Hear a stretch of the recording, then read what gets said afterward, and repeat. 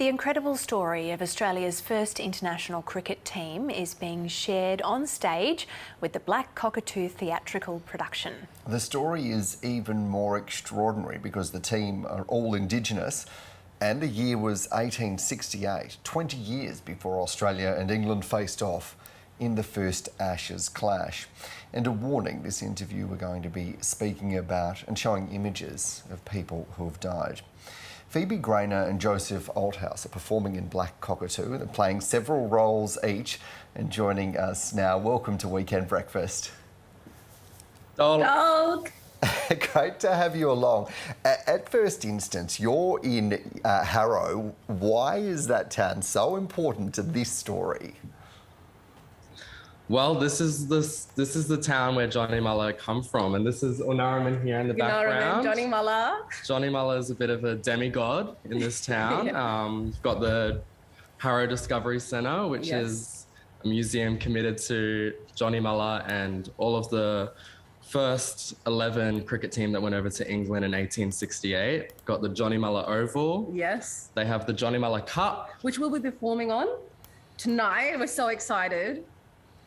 This is Johnny's town. It's an incredible story, isn't it? If you think to go back that far in history, the position that Aboriginal and Torres Strait Islander people had in Australia, yet not only was this the first Indigenous team that went abroad, they were the first international team altogether. Give us a sense of just what was going on at that time. Well, this is pre-Federation of the States and Territories, so this is the colony of Victoria operating, and you know, the gold mines were starting to pop off, and so Aboriginal people were being recruited into all of the farms, and they were working on the stations, and you know, the station owners were playing cricket, and they would come and they would stand around and watch them, and then you know, they might hit the ball over, and then you know, the mob would come and pick it up and throw it back, and that's how they kind of saw the skills of these Aboriginal men, and they're like, hey, let's put them in this, you know, cricket team. And Johnny Muller was a real standout star, and they just really gave them access to this game, and I feel like allowed them to own it. Yeah. I mean, we came here a couple of weeks ago for the Johnny Muller Cup, and you know, when we first walked in, there was this man. He was a professional player, right? And he was sitting down with all these young people, and they were, you know, yarning and about cricket, and you know, they were talking about Johnny Muller, and I was listening to them, and they were just talking about how much love and respect that they had for Unaraman, you know, Johnny Muller, and you know, telling the young people, you know, let's go forward into the future with this spirit of this man, and you know, his bravery and his courage that he had. And it was a wonderful experience to see that. It was absolutely beautiful. You've just reminded me of instances in my reporting career where I've interviewed Second World War veterans, Aboriginal men who have returned to Australia at a time when they weren't classed as Australian citizens. But they told me that when they were in the trenches, that's where they felt equality, and they were equal because you're all working in the same direction. I wonder if that was a bit similar for Johnny and those cricketers when they were on the pitch.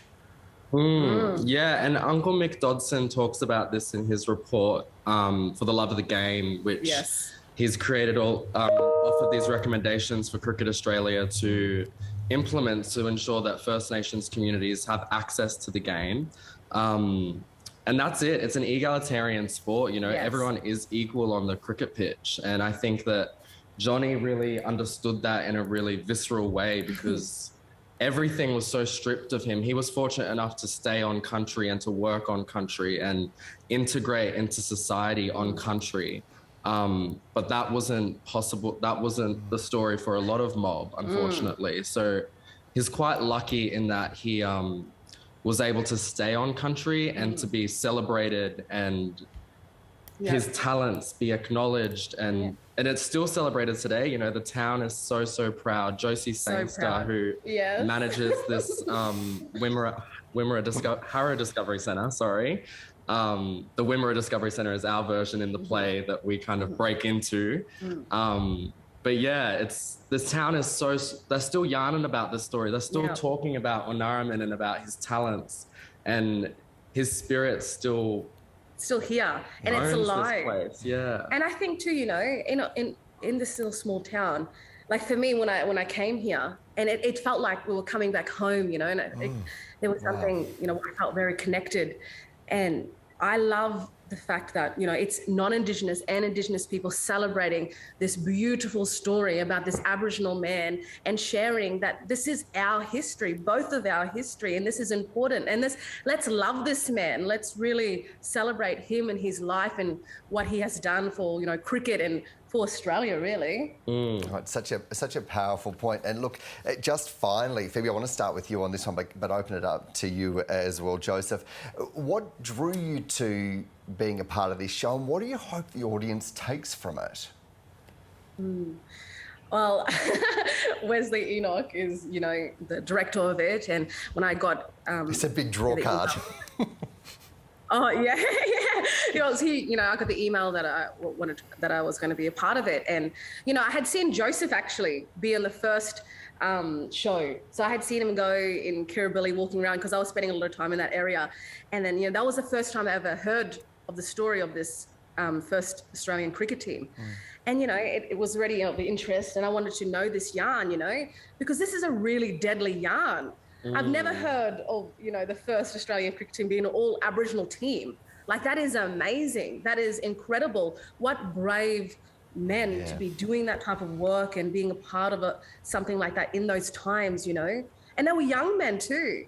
And they, you know, to travel from this, you know, when you come into Harrow from Melbourne, you kind of, you know, we were driving here a few weeks ago to go to the Johnny Marler Cup, like I said, and we had all these beautiful butterflies coming over us and kind of guiding us to here. And then when we got here, there was all these butterflies everywhere flying. And, you know, that journey, I was thinking about Johnny Marler, and I was thinking about the, you know, the cricket team, and I was thinking, wow, like, how important they must have felt that it would be to, you know, to go overseas and you know, and be a part of this, you know, cricket team in those times, because they had to travel through a long way and then to travel all the way to England. And so amazing that you're able to share that. Now, we've run out of time. Everyone's going to have to go and see the show to get the answer to those questions. Hey, thank you so very much, Phoebe Grainer and Joseph Althouse, performing in Black Cockatoo. I can't wait to see and have more yarns with you.